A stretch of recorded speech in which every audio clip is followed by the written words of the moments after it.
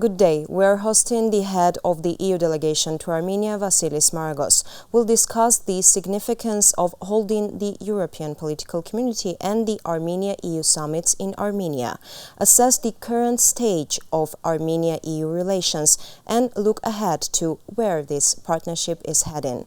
Good day, Mr. Ambassador. Thank you for accepting our invitation.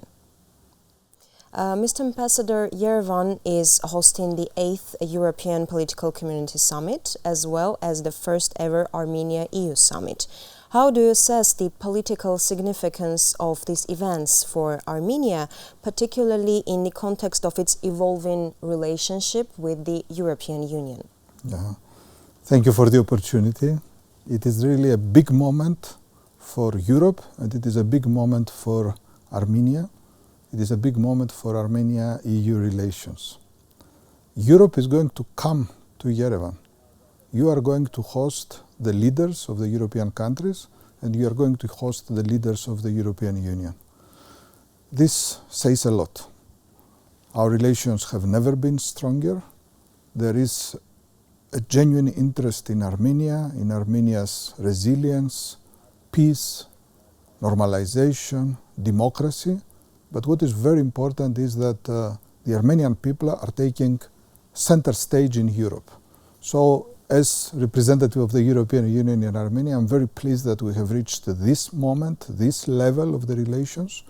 Our relations have never been stronger, but this is just the beginning, I believe. We can go further for the benefit of our partnership and for the benefit of the Armenian people. Thank you. And how would you characterize the current level of Armenia-EU relations? What are the key prospects for their further developments, and what are the main priority areas in EU-Armenia relations now?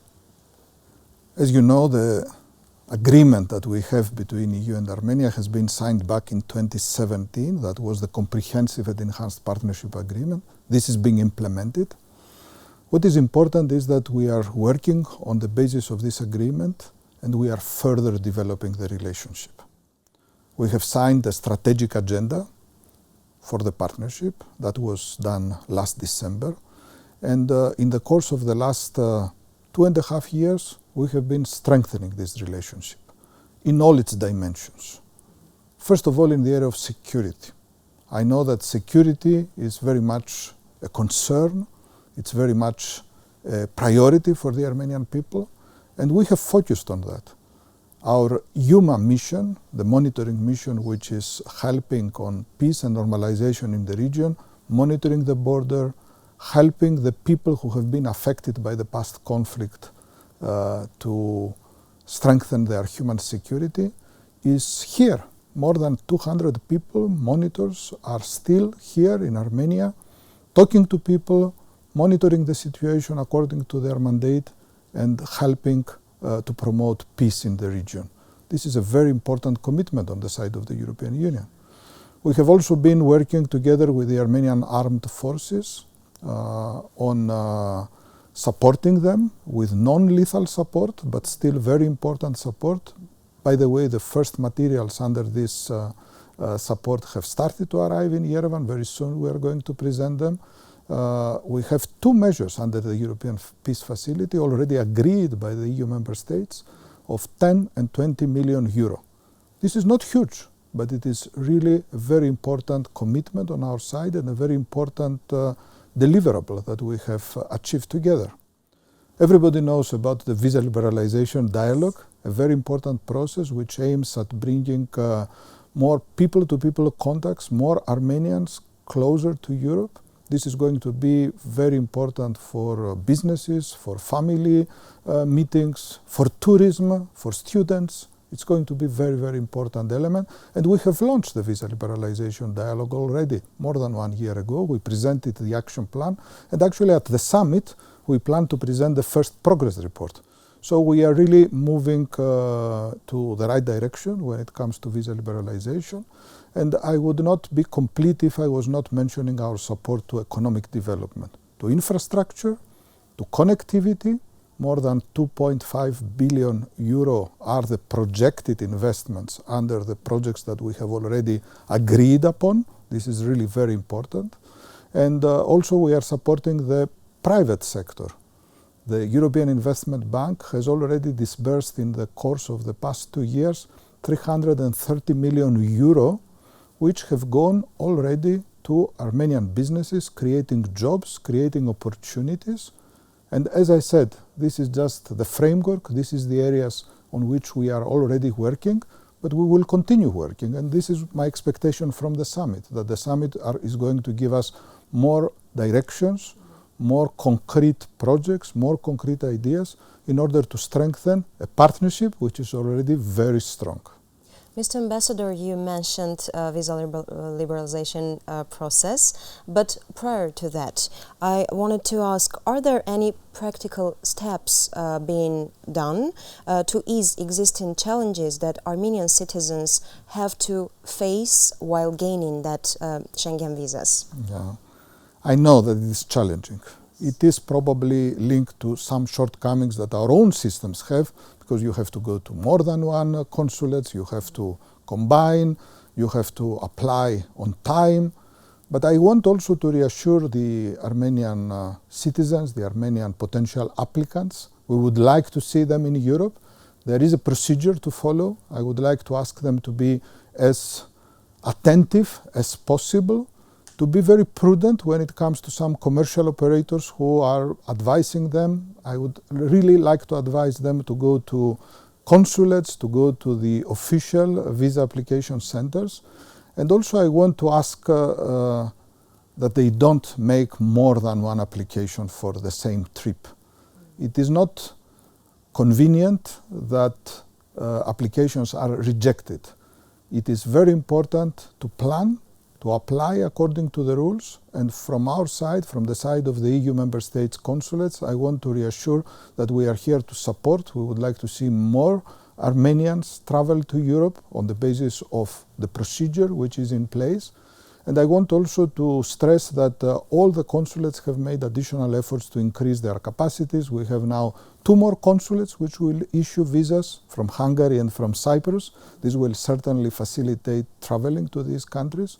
We have also more consulates which have taken measures to increase their staff, sometimes with support from the European Union budget. For instance, Lithuania has done that.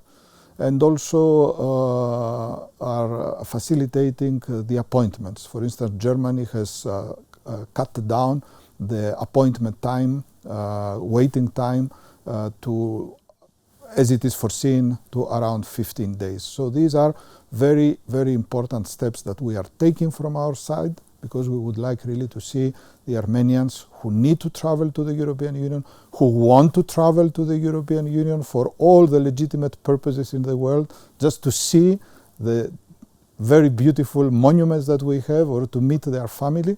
This is really very important for us, and I would like really to encourage them to travel to the EU. There are now many more opportunities through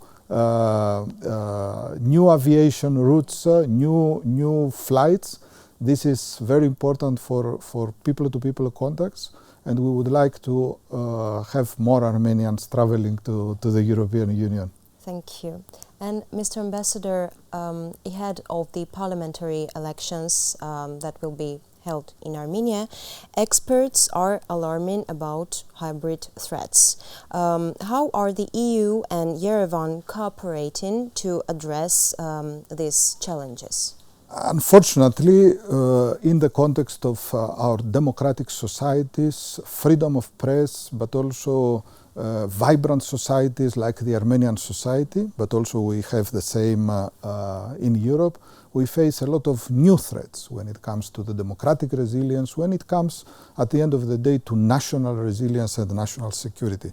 So in this context, I want to stress that the Armenian authorities have been asking us for support.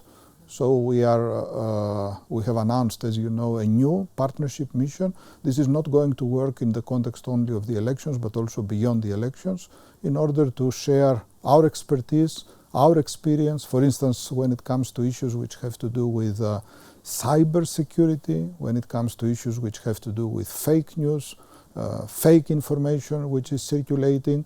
Unfortunately, we face this kind of challenges everywhere in Europe, and I think here I want to stress that this is solidarity with the Armenian authorities. Our experts, when they come and they speak with the different authorities, for instance with the Central Election Commission or with your agency for information security or with the central bank when it comes to illicit financing, are sharing the experiences that we have in Europe, are sharing the possibilities and the tools that we have, and at the end of the day it will be up to the Armenian institutions, independent institutions, institutions which deal with national security and national resilience to address all these issues in line with the Armenian legislation.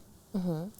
And how does the European side assess the peace processes taking place in the South Caucasus, and what opportunities does it see in this regard? The European Union has been a staunch supporter of the peace and normalization in this region. We support the territorial integrity and the sovereignty not only of Armenia but also of all the countries in this region. This is an important principle for us, and it is important to stress it. Also, I want to stress that through the European Union monitoring mission, we are also demonstrating on a daily basis our solidarity and support to the territorial integrity and the human security of Armenia. We have been supporting all the efforts to reach peace in this region. I believe that after the Washington DC meetings last summer, we are much closer now to have the peace institutionalized, supported by everybody in the region, and this will create huge opportunities. First of all, for connectivity. The European Union has supported from day one the announcement of Prime Minister Pashinyan at the time about crossroads of peace. It is very important to consider this as an offer which we support, but of course we have to see in the cooperation with all the partners in the region how to implement this vision, how to move forward. Already this week we have had very important announcements on the side of the Armenian-Turkish cooperation when it comes to railway connections.